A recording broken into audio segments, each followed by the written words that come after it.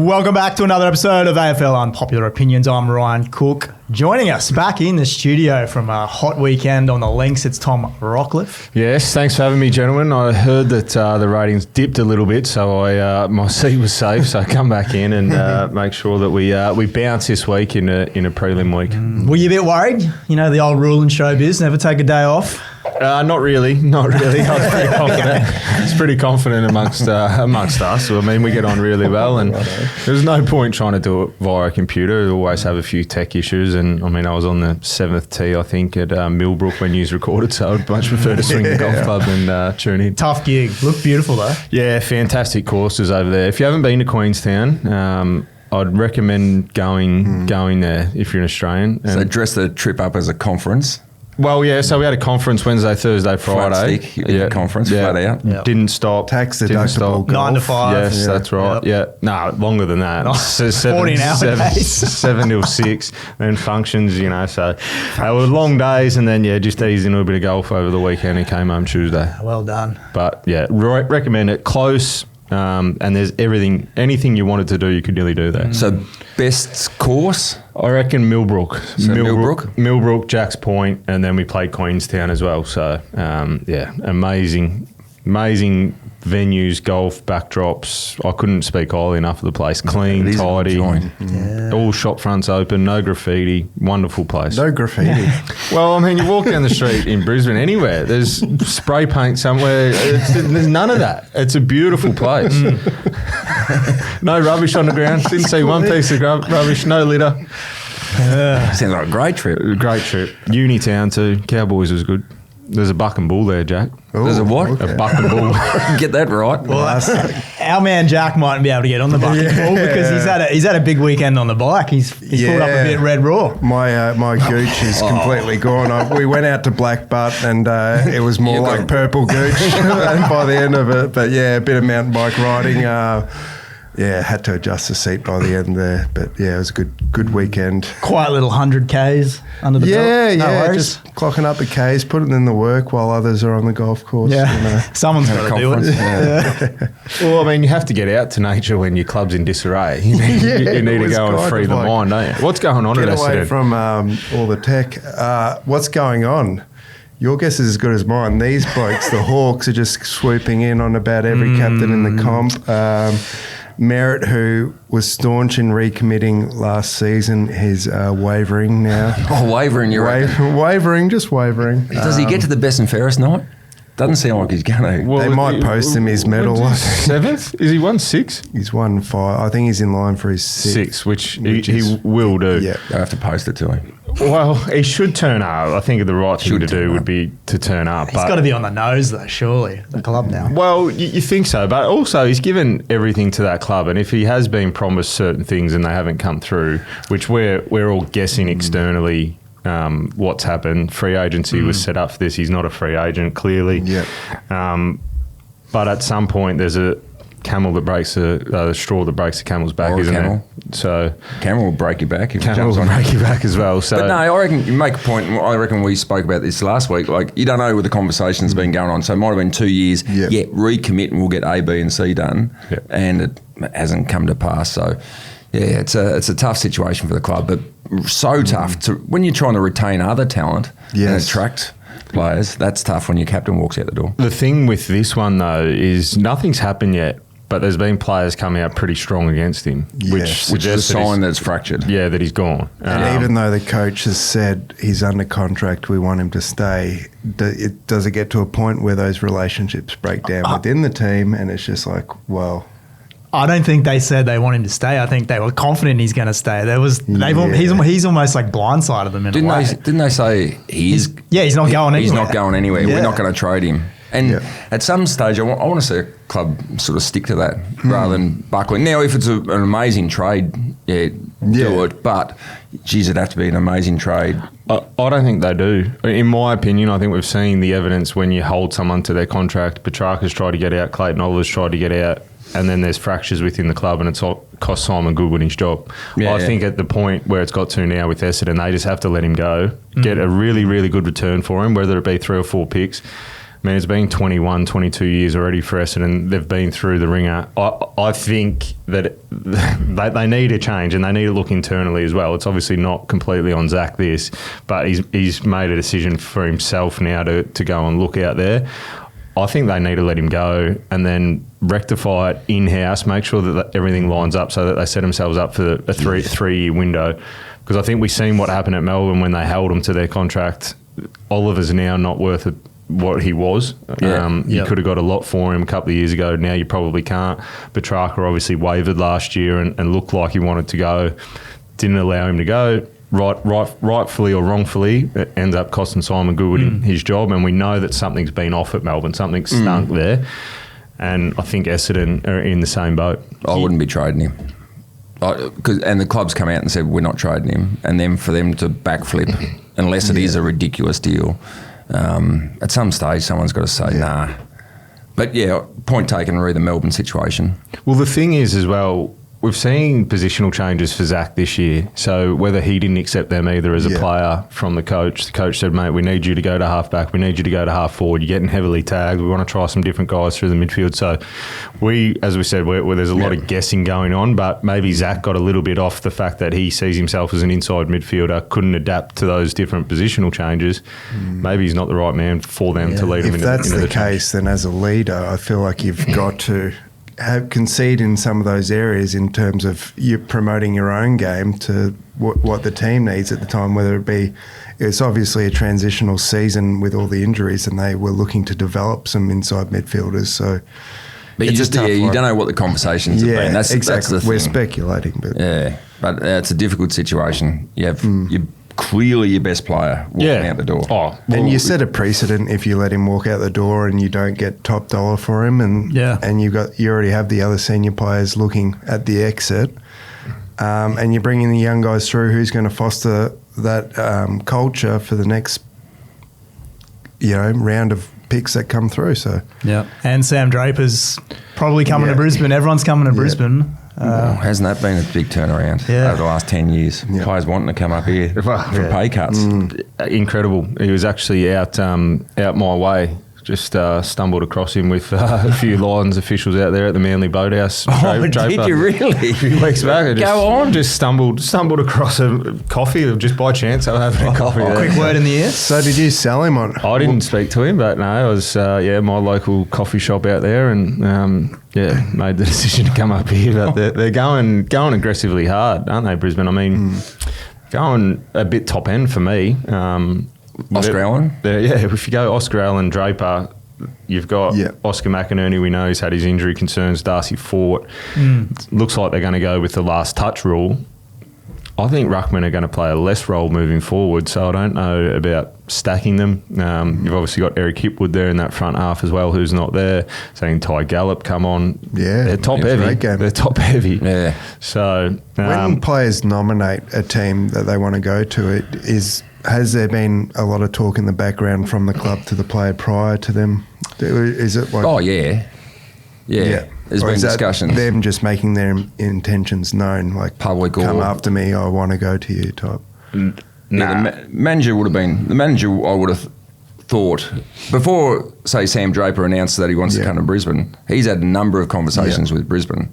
Yeah. He's not nominating some place that doesn't want him. He's had a lot of conversations, in my opinion.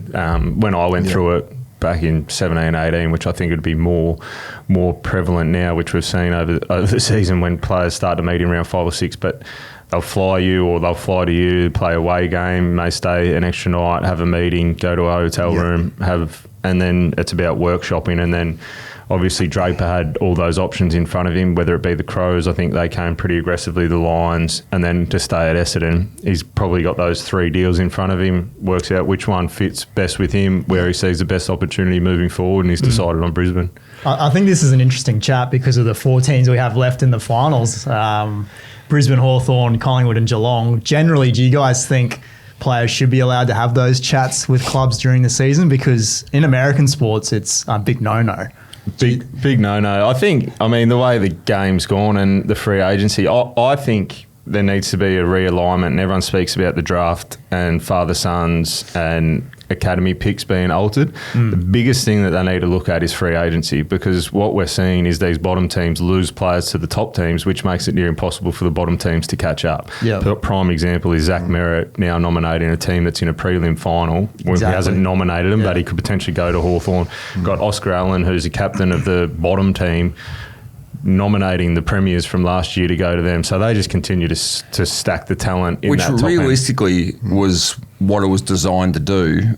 But when this free agency came into play, everyone felt it was to help the bottom teams up. It was never to help the bottom teams. It was about a negotiation between the Players Association and the AFL about, if you're going to keep the draft in play and you're going to make me go as a kid to a club, I want a choice at some stage of my career. So if you go to a club that's on the bottom of the ladder the whole time for 8 years, say, you have the right then to go where you want, basically. And that's when the Tom Lynches, if you like, from Gold Coast say, well, no, I want to get a flag, so I'll go to Richmond. So it makes the stronger clubs stronger. It needs to be a collective. There needs to be a collective alteration to the system. So if you're going to alter the draft and father-son and academies, free agency needs to be part of that conversation and altered as well moving forward, so that it gives everyone an opportunity and fair and equal. How would you alter it, though?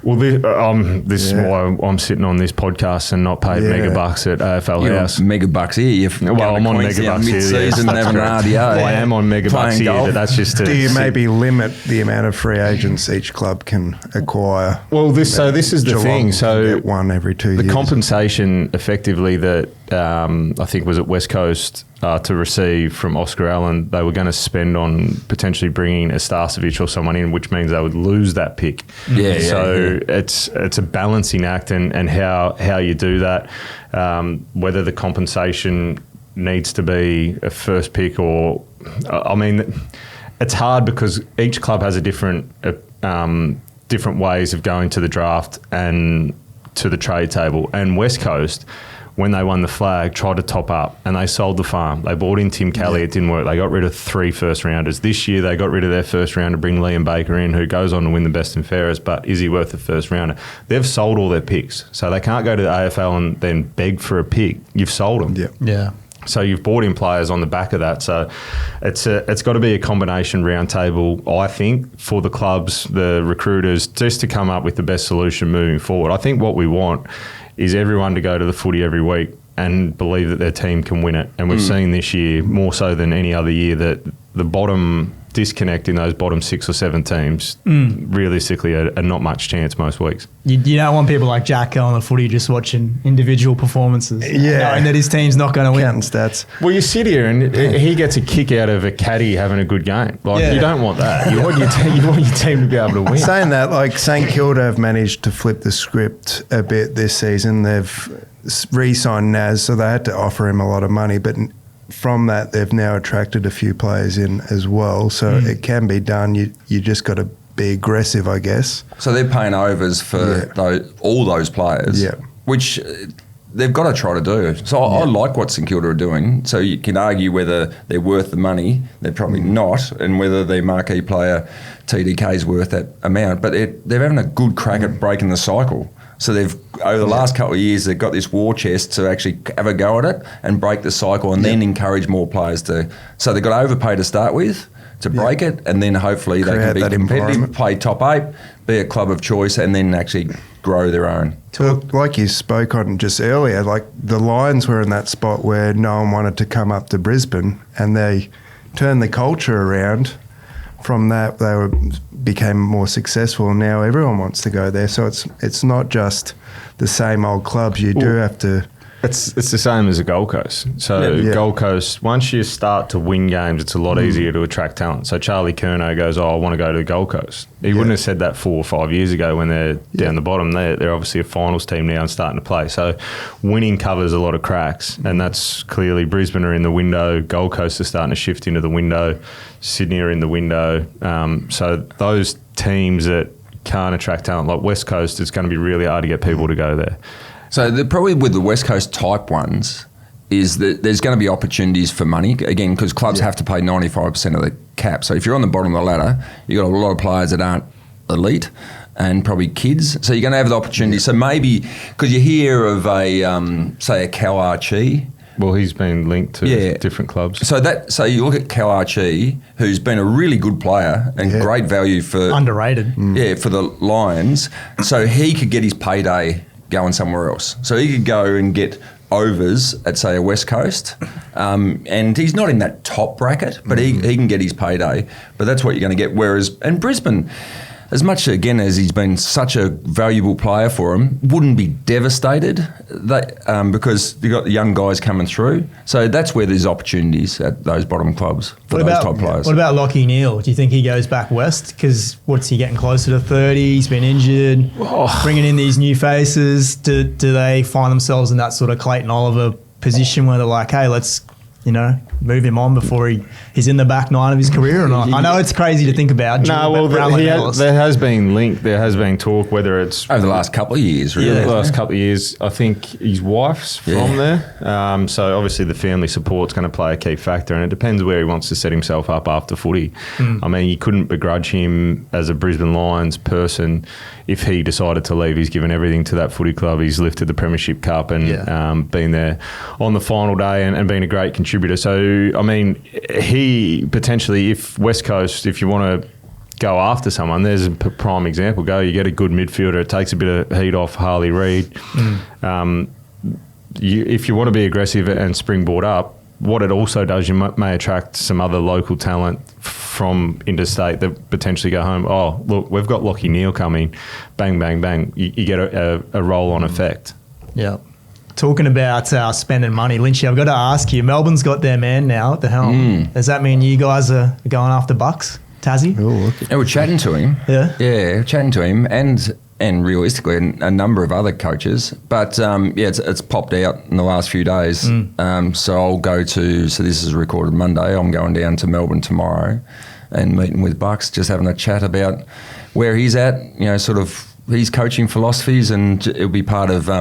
a number of discussions, but yes, what are you saying? I can see him smiling in the corner. I was just laughing because I was listening to him speak, and he said, I just need a bit of extra time because I've got to speak to Tasmania, and they went and signed their man, so it's obviously a done deal at Tasmania. It's just a matter of putting pen to paper. Read between the lines, you reckon? And just the Messiah, Alistair Lynch, going down there and getting the signature and putting pen to paper. Take him to the Manly Boathouse, mate. Where are you going to take him? The restaurant down Lygon Street or something like that? Yeah, he'll go sit down in a cafe out the front of Lygon Street. Make it very public. Yeah, very public. It'll get out anyway. You're not going to fly him down to Hobart? What's the best restaurant in Hobart? Oh, there's a heap. Which one? I'm not too many to name. All the red carpet out. All right, you go to a little Italian cafe style in D'Angelo's in Battery Point. Get in there. Take him down there. Yeah. Take him down there. Wine and dine him. Wine and dine him. Roll the red carpet. So no, we will be having a chat. Reminisce on some grand final stories between the two. No, we probably won't go down that path. No. So you in a process, obviously. Yeah. Where is Tassie at? Are they decided on a stadium? I know the government and stuff. No. Is it still up in the air? There's a report on the stadium that'll be presented to Parliament in the next couple of weeks. And then on the back of that, we'll go through the lower house to start with, and then it's got to get through the upper house. So it's still in play. So you haven't got a feel either way. You can sign a coach on the back of it, or can you sign a coach before you get the license? And good everything? question. Well, you can, but then you're liable for any contracts you go into. So realistically, as much as we are very confident we'll get the stadium and then in turn get the provisional licence converted to a full licence, you wouldn't be signing a long-term contract with a senior coach until you had a full licence. Because, hey, as a director, I'll be on the hook. So that's part of the process. And the process is, I suppose, the process changes when you get this compelling case that a person's the right person, but to find out they're the best person for the job, you've got to go through the process and speak to others as well. So, we're going through that. But, getting the licence is a significant step. Can you tell us who the other contenders are, or is that hush-hush? Or how many you're at, maybe? Well, no, and I'll tell you, there's been discussions with a number of coaches. casually and not a formal presentation by anyone, as the chat with Bucks this week is not a formal presentation for the job. So this process is just sort of starting. So we've put an overview of what we want the coach to look like and a panel in place, and there's still, that panel hasn't been completed, to be totally transparent. We've probably got one more spot to fill, so that's not in place yet. And then we'll go to the market for a formal process. But there's been a lot of discussions going on. Very formal answer from you. Well, but done your media training. No, but it's right. It's amazing how it does sound cliche, but it's right. One, you got to get the license. Two, you got to speak to a number of people, and then think, well, we're at a stage where these three look like they're really good. Now let's go through the formal process and so get it's them to three. present. No, it is When three. you get to three, get them to present. I'll let you off the hook. All right. I'll stop with the question. No, that's fine. No, it's fine. Because, they're genuine questions and they're genuine answers. There's still, you want the best coach. So how do you find the best coach? You need to speak to a lot of people, and you need to speak to a hell of a lot of people about those people, and then get them to formally present, and then you'll be a lot clearer. It's going to be a process as well for Tassie. Like, it's not a one person. Like, the senior coach is going to be really important, but it's going to be the team under him as well. Like, it's going to be a heavy development phase. So you need a coach that can operate. Well, that's right. And so you got a footy manager, and you got to build a football department, and it's not an established club. So it's not an established club. So, part of the thing is a lot of your list is going to be 18 and 19. Yeah. So, a lot of kids there. So development's a big part of the role, but also you got to have a good empathy to you as well, because you're bringing a lot of young men and women. When we're talking about Bucks as the senior coach, we're talking about the men here. You bring them from interstate, so there's a lot of people relocating. So that empathy piece is going to be a huge part. Yeah. How do you bring these kids together? Do you pick what senior players do you pick? Do you go get a couple of veterans to mentor these kids, which you obviously need to? Yeah. So there's a lot to it. It's very different to, say, Bucks coaching at the Collingwood Footy Club, where you've got an established club and you go in and do your job. Same with a number of the so how much Melbourne clubs. Of the reign, and how patient do you need to be with the inaugural coach of a new team, do you think? Oh, well, I think, patience. And patience when you're referring to is wins and losses. Just seeing development. And I think you've got to develop the kids, so it won't be about wins and losses early. Yeah. I mean, you want to be as competitive as you can, as quick as you can, but you can't compromise your growth moving forward because you could put together a list of players that are going to be competitive-ish from day one. But if we're not developing the kids properly, or having enough kids in there getting exposed, that could compromise years 4 or 5. So you got to put the things in place. How do you support those kids when they're getting defeats week after week? And make sure you got the right coach and infrastructure around him to support them. And the power balance in terms of the footy management and saying, all right, maybe this is the way we want to play football. Is the coach kind of the last thing to put in place? You're looking at your lists, you're looking at the structures around it, and then how much power do you give the coach in terms of the direction your club goes in? Well, and that's a reasonable question to part of the interview process. So what game plan are you going to put in place? Is the game plan that you put in place now the one to win your flags, or is it the one to develop the kids best? And what's the middle ground there? So that'll be part of the presentations, and I don't know the answer, but I'll be interested to hear from others. What's your opinion, though? Of what? Of which game plan you would prefer? Would you prefer him to come in and play the game plan that he sees you winning a grand final in, or one that is for the current team? Well, I think, and it's a merge of both, really, and we see this, because do you take a say, look at North Melbourne at the moment. Do you roll out a game plan each week to limit the damage, or something that's going to prepare those kids and the team for the years down the track? So it is a balance. But the primary thing, when you've got the bulk of your team or bulk of your list are young, how do I best develop that kids? Because one thing to call out, pick one is old mate. You've got to bring them, relocate them, bring them into a club, and how do we best develop those kids on and off the field? And that in with a game plan that's something that's going to be sustainable moving forward. So it's a blend of everything. I think you can't just go say it's a development coach or it's we're going to roll in the Brisbane Lions game plan to Tassie in 28. Yeah, that only because I look at it and it's obviously completely different because there's a club that's been built for years and years and years. But Sam Mitchell comes into Hawthorn, brings in a game plan I think that he thinks is going to win him a grand final, and they were getting wiped off the park. I remember the day at Adelaide Oval where Port Adelaide put 15 goals on them in a first half, but they stuck at it and now they're getting the reward for it. But it did take a bit of time. But create that culture. But they had the culture behind them and they had senior players behind them. So it's a really interesting mix that you've got to try and find at Tasmania, and a difficult task. Yeah, and what your list or team demographic is. And so ours is going to be, even though he was started with a youngish list and they traded some experienced players out, we're going younger again. So, development is first and foremost. Do you think Tassie wins a final before the Suns did in that? How long was it? How long did it take the Suns? 15. 15 years? You'd hope so. Well, you look at, you get the lessons from the Suns and lessons from the Giants and all the other clubs that do things really well. For example, Geelong, how they've turned that club around to be a club of choice. So you pick bits and pieces out of all those clubs. What was it? The Giants? Did the Giants win a final in year 5? I think pretty early, 4 or 5. So something like that. So you look at that model and think if you're around that sort of mark, the same sort of time, because and again, it's such a competitive industry. But you look what the Suns did right and what the Suns you could have done better with.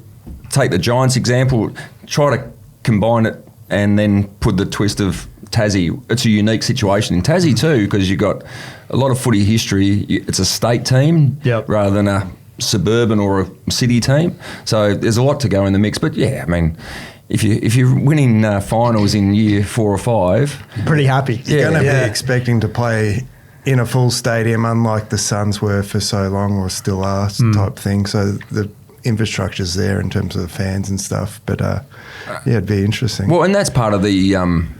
There's a number of ambassador roles, I suppose, in your club. Now, we're exceedingly fortunate that the CEO we're able to appoint is a great CEO. He's a Tasmanian as well, and he's a football CEO because he's played a lot of footy as well. So he's a great ambassador. Now, the role for the coach, whoever that is, you're going to have to do that as well. So, and especially in Tassie, it's very regionalised.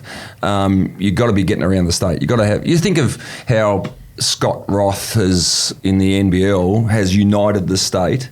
You need that, which again is very different to coaching Richmond or Collingwood, because you've got this rusted on historical supporter base. Sort of Tassie has, to a degree, I suppose, 150 years of footy history down there. So, but you need to do a different ambassador role. Did you guys follow a similar blueprint to the Jack Jumpers? Because I remember when they came in, it was all about handing out free stickers and the memberships were big and hats and all that kind of stuff. Well, I think the first thing, and you look at what the Jack Jumpers have done, they've done so much really well. Absolutely, And uniting the state, and what Scott went with, defend the island. So there's a bit of that. So you learn from what they do.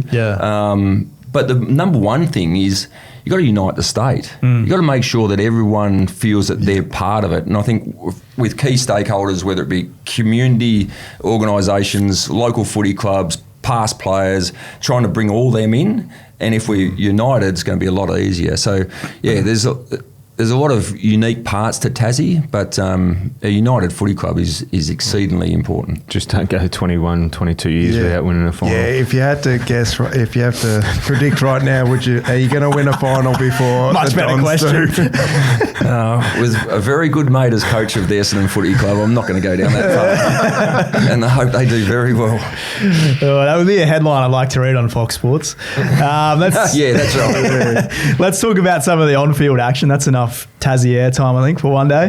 Let's pull apart the Adelaide Crows and the Gold Coast Suns the Crows have been whacked for not playing attacking footy for the last 2 weeks and just didn't really get out of third gear, I didn't think, against the Hawks on Friday night. So I think they sort of got what... They had a good season. They've come from 15th. They finished on top. But I think you sort of felt like if there was someone... I think you guys asked if there was a straight set, who would it be? And I think we said the Crows. Just on the back of their recent form, it started to dwindle, I think, in the last little bit. They started to fall over, fell over against West Coast, and a couple of games that you would expect them to be really strong in. Beat Collingwood by 3 points. They probably should have been blown away in that game. So it was just the signs were there. They just fell in against North Melbourne. They had a really good year. I think they started to get tired towards the back end. They'll be better for the experience. They obviously didn't go where they wanted to, finish on top, out in straight sets, but I think we've ended up probably with the best 4 teams in the prelim for the season. I know Hawthorn did finish 8th, but they could have easily finished top 4. They were a game out or half a game out, whatever it was in the end. So I think for the Crows, I'd be really happy with the season when they look back. Not now. Obviously, sitting here, they'd be really bitterly disappointed with how it came to a conclusion. But as a whole, to come from 15th, to finish minor premiers, to do what they did, to find out a bit about their makeup and the way they play, what works for them, I think they'd be really happy. I think they found some defenders when you go into the season. We thought they would be exposed down in defence. Their back six was really, really strong. Their front half operated reasonably well. Midfield really strong. Depends what it looks like now. Do they finish up Tex? Do they let him go again? So they've got a few decisions to make. But overall, I think they'd be really proud of their season. When they sit back as a collective and look, I think it's a massive tick.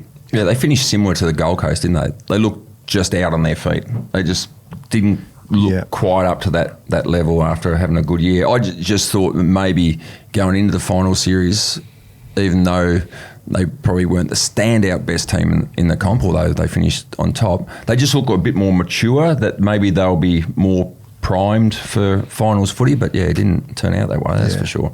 What about the Gold Coast Suns? I mean, you could say they maybe played their final the week before against Freo. They ran out of legs against the Lions on Saturday. You guys see them more than anyone, as I always say. So it's obviously a big tick for the Suns this season to win their first final. Lots to build on and a really strong list on the board. Yeah, I reckon nothing but a tick for them. Yeah. They got the most out of their season. I had them sort of just missing the top 8 or in that sort of discussion, but missing out. I think they've done well. Now they can go away into their pre-season. It's a perfect way to go into the pre-season. They've done something they've never done before. They've won a final. They've got a bit of a reality check from the reigning premiers. Oh shit, that's where it is. Yeah. That's the level. So they can go away to pre-season now. And as you said before, they're starting to attract players that want to come to the club. Yep. So they're set up beautifully. So I think they've still got a bit of development. Depth through the midfield's always one thing. A big sort of under the ball sort of forward. I mean, if Chuck Curnow in, not that he's that type of player, but he had some class there. But yeah, there's still got room for improvement. But great pre-season for them, I would have thought. Yeah, their first quarter and a half was really good in that final as well against the Lions. It was a really good first quarter, good game of footy, and then obviously Brisbane flexed their muscles. So I think they'll be fine. They're developing. They'll get another. I think they've got some really good academy kids coming again, so they'll be better again. Ballard back into that back six as well. He's potentially one of their best defenders, if not the best. Like, he's certainly up there, how he recovers from that. So I think the Gold Coast will be fine. They should be pressing for top 4 next year. I think they'll take the next step. They've, as Lynchy said, they've tasted it. Their back line's really set. They've got Rioli and those running types off half back. Noble coming in, midfield strong. Whether they can stay together, maybe one more key forward, but they've got the 3. Ethan Reed's going to be better the more time that he gets. So I think they'll be fine. They found a couple, didn't they? Like Humphrey.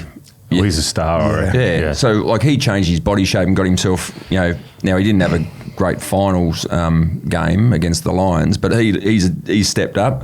Even finding over the last 8 weeks, sort of Alex Davies has jumped into the mix now, and, Will Power's a class act down there. So, no, they're looking good.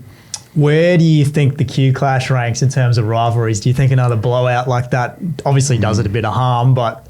Well, the blowouts. You have a look at the blowouts. Yeah. They haven't had a single single-figure margin since 2018. So it's just a blowout. Now, it's mostly been the Brisbane Lions, but even 6 weeks ago, the Suns smacked Brisbane. So there's been no close games.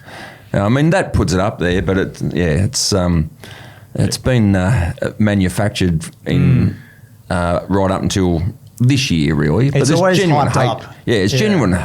Yeah, they're spicy on the field though with the players, but Just can't get a close one. No, and I think there will be now because they're both going to be competitive. Yeah. We expect Brisbane to be top 4-ish, if not top 4 again. Gold Coast will be pushing for that, so it's going to start to certainly build now. I think that's when you start to get the rivalry like you have with Port and the Crows. It took time, but they're always really close now, except for the 100-point drumming that Port got a couple of weeks ago. But they start to become really close, and as both teams are really competitive, I think it'll start to really build in South East Queensland. Rivalry on Friday night. Cats taking on the Hawks. We know these games are always close. Which way are you guys leaning here? Does the week off hurt Geelong? That's always a question going into prelim weekend. Or you riding the Hawks? Yeah, so one game in 4 weeks effectively, because you have the week off and then you play once and then you have another fortnight off. So I'm leaning towards the Cats. They just seem to turn up and get it done. They tick all the boxes. The Hawks, they've been super impressive though. Gone on the road, did a really good job against the Giants, and then the Crows as well. So they've had the tougher run obviously, but back at the MCG they play a really good brand of footy and an up-tempo, exciting brand. So if Geelong can't defend them early, the floodgates may open up, but I'm certainly leaning towards the Cats to go to another grand final, which is incredible. Yeah, I'm with the Cats as well. I reckon if there's one team to have those couple of weekends off, it's Geelong. And probably Collingwood wouldn't be bad for Collingwood. When you've got these older, more mature groups, so they know what it's like, and they probably, the older blokes actually don't mind the extra break, but I would have thought Geelong, but nothing would surprise me with Hawthorn. No. Just the way they move the ball. It's just probably their depth through the midfield's going to be tested, I would have thought. It is disappointing too to see Luke Bruce retire with a knee injury. That's not the way that you wanted to see him go out. So did you see that vision? Yeah, it's not no good. That's not great. No good. Horrific. Yeah. All right. Saturday night, Collingwood and Brisbane. We've done this one plenty of times too. I just want to say the way Chris Fagan helps the Lions rebound from a previous loss during his tenure as coach is almost unmatched. I'll tell you who would be the happiest right now would be the AFL. These games couldn't have panned out any better for them. Great point. Yeah. 2 times 90 plus on the weekend. Have to be. I think you get probably 100 at both. Yeah. How big's that? Both at the MCG, two rivalries that have grown. Like Geelong and Hawthorn, you're not going to get a bigger one over the last 15 years. And then Collingwood and Brisbane, which we know has gone back when Lynchy was dominating at full forward. So it's going to be a rip snorter on Saturday night. If you got a members ticket, how do they work the MCC? Yeah, they are still members seats, aren't they? Yeah. I reckon if you haven't confirmed you're actually going to take your members seat, you should be fined for not handing it back. Exactly. Like, just to make sure that you get a full house. You don't want members not fronting up. And I'm sure if you're half interested in sport, you're going to this. Yeah, definitely. I think it'll be a pack out, sell out. Saturday afternoon, 5:15. We know the reasons why, so that if Brisbane win, they can get home that night and prepare for a grand final. Just looking ahead at the weather. 15 degrees, a bit of rain, 21 on Friday night, 0 to 7 mils, and then Saturday 1 to 9. So maybe a wet weather game. Don't know who that suits. I think it'll be a good contest, but I think Brisbane. Obviously, I'm leaning towards Brisbane to get the job done. But a guy that flies under the radar who doesn't get the credit, and I think he's starting to, is Josh Dunkley. Yeah, beat me to it. Yeah, he's a big reason I think why why Brisbane have won flags, why the Dogs won the flag. The amount of work he does that goes unnoticed and allows the guys to flourish around him, allows a Hugh McCluggage and Lachie Neale when he's there just to go and do their thing, Cam Rayner, the guys around the balance. He'll take out the prime mover, do the defensive stuff, but also find it offensively as well. He's a superstar, and who does he go to? Does he? I don't think we'll see what we've seen on Good Friday or Easter Thursday, where they let Nick Dacos run around with his own cherry and have 24 in the first half. I think they'll put a bit of attention into him. Is it a Jared Berry that goes to him and tries to shut him down? Well, Jared did was it the second half? I think at stages he went to him and started to limit his impact. Yeah. So then who does Dunkley? Who's that matchup look like? It's going to be a really, really good contest. DeGoey? Probably when he's put some time into him when he's through that midfield. And then Brisbane identified last time they played through Darcy Moore's man. Do they try and do that again? Collingwood privy to that? Do they try and find the matchup that doesn't allow that to happen and allows Moore to come off as the third man up?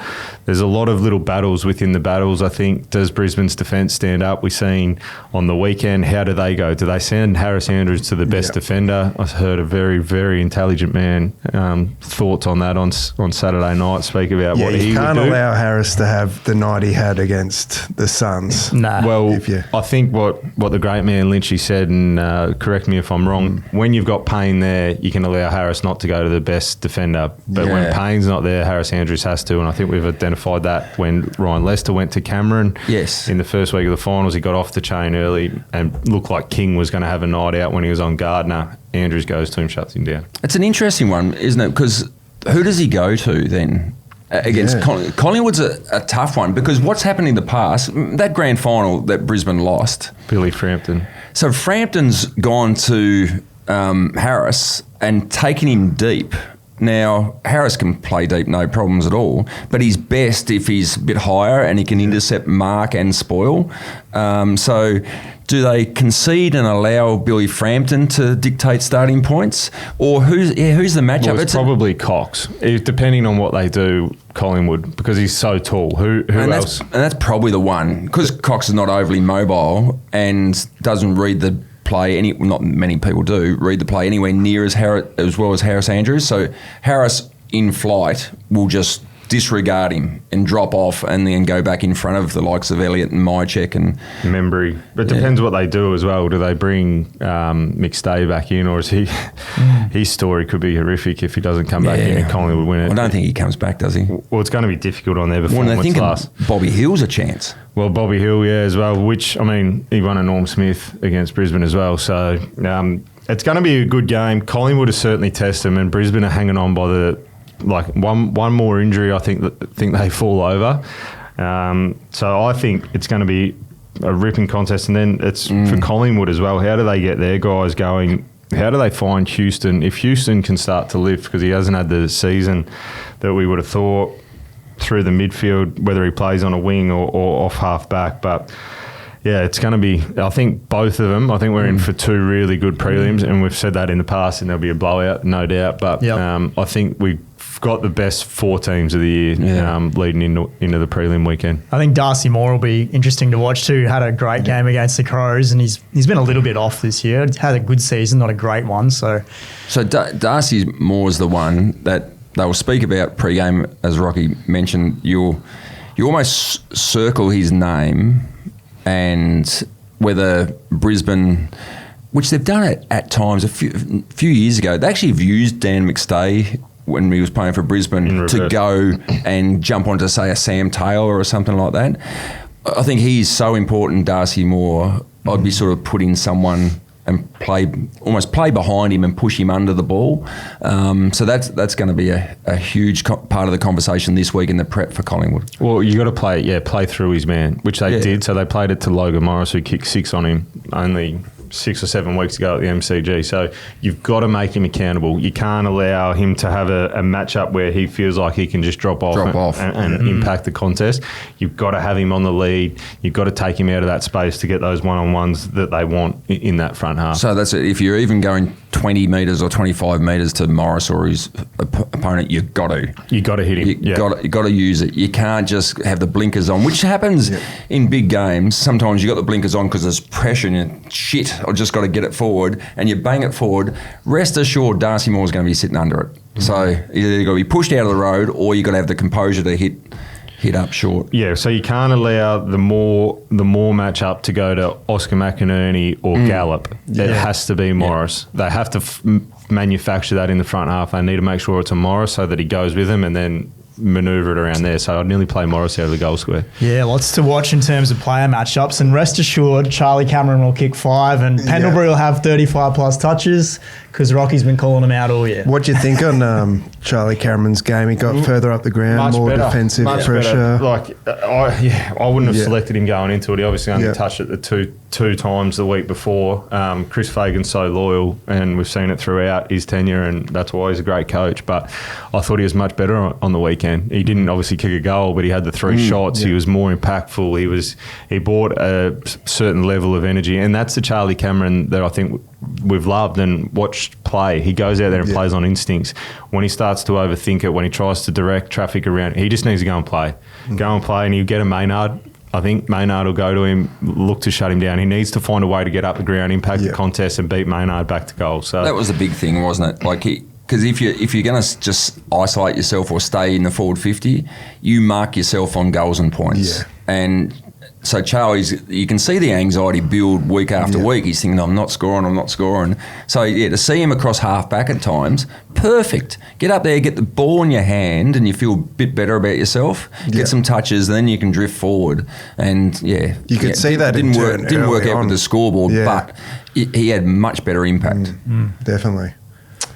Quickly before we get out of here, because we're starting to run over time, this might be hard for you guys to answer because you're Brisbane biased, but if you're a neutral fan watching these last few games, who are you rooting for? Because look, we got 4 teams, and we were talking about this before we started recording, 4 teams that have been in, what's the 22 the last prelims or something like that? I think crazy number. One of them's featured in 19 of the 24 grand finals. Yeah. Something 22 or 24 prelims.